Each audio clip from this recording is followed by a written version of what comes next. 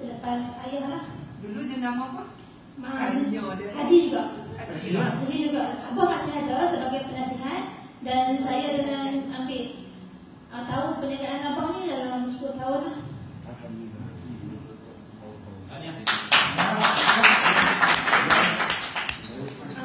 Okey, kita macam produk kicap dengan sos ini ni dia sangat general lah, semua peringkat umur kita makan.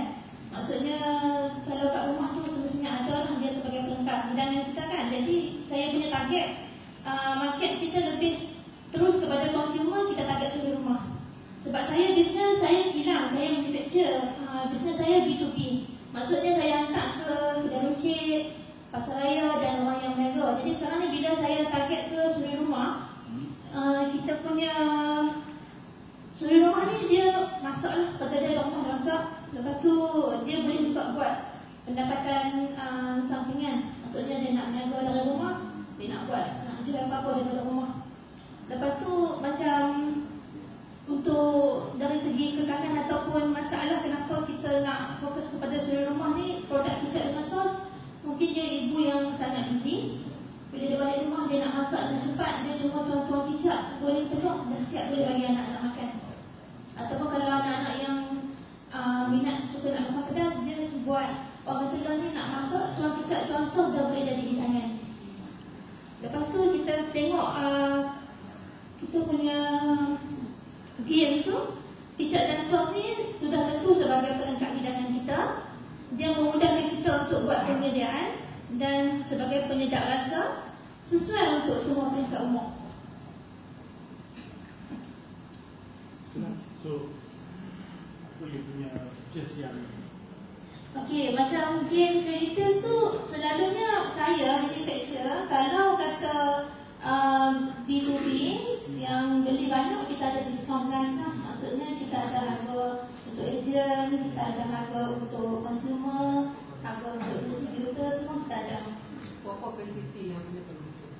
Macam saya sekarang ni kalau kata ada dia punya price stage dia tu, jadi sekarang ni kalau kata walk in tu hilang pun boleh beli, tak ada masalah. Memang discount. Ya, kita boleh bagi. Surah pelanggan. Surah pelanggan. pakai mikrofon. Okey, dah. Ada lagi? Boleh dah order melalui online. Saya ada Facebook page, boleh order dengan handphone. Dan apa ni, penghantaran yang cepat dan mudah insya-Allah, dan saya juga ada penghantaran secara courier service. Sebab sekarang ni kicap saya ni saya buat door gift, dan kelebihan juga untuk orang yang nak buat majlis kat Kera, majlis apa, saya deco, buat bagi cantik-cantik dan saya hantar by post. Senang order dengan handphone ataupun dengan online, buat payment dan saya hantar. Sempat jual lagi ke? Semua hebat. Okey. Terima kasih.